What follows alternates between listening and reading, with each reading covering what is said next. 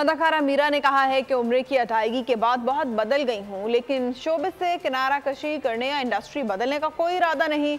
अदाकारा मीरा की उम्र की अदायगी के बाद बोल न्यूज़ से खुसूसी गुफ्तगू एतराफ़ कर लिया कि मस्जिद नबवी में नवाफिल की अदायगी के दौरान वीडियो बनाना उनकी गलती थी। किसी को मेरा वीडियो बनाना बुरा लगा तो माफ़ी मांगती हूँ। मैं उन लम्हात को महफूज करना चाहती थी। अल्लाह ताला से बहुत दुआएं की हैं, स्पेशली अपने लिए बहुत दुआ की है मैं बिल्कुल बदल चुकी हूँ। मैं वो वाली मीरा नहीं हूँ। उम्र के बाद मैं काफ़ी मुझे मेरी ज़िंदगी में तब्दीली आई है और मैं खुशनसीब हूँ कि मुझे अल्लाह ताला ने अपने घर बुलाया।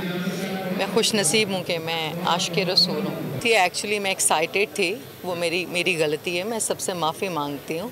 मैं एक्साइटेड थी क्योंकि हम लोग शो बिज़नेस से हम लोग जब भी कोई अच्छी जगह देखते हैं तो हम अपनी वीडियो बनाते हैं, तस्वीर बनाते हैं, लेकिन वो एक ऐसा मुकाम था जिसको मैं कैप्चर करना चाहती थी हमेशा के लिए।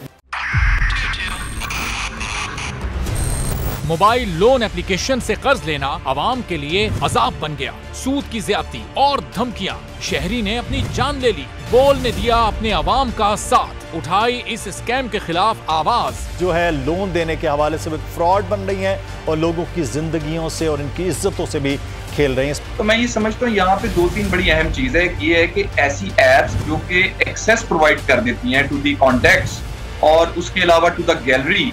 बोल की खबर पर इदारों ने भी कस ली कमर, लिया एक्शन। बोल की काविशें बराबर साबित हो गई। ऑनलाइन कर्ज माफिया के गिर्द घेरा तंग हो गया है, क्योंकि बोल है पाकिस्तान का नंबर 1 न्यूज चैनल। सब्सक्राइब करें और बेल दबाएं ताकि कोई खबर रह न जाए।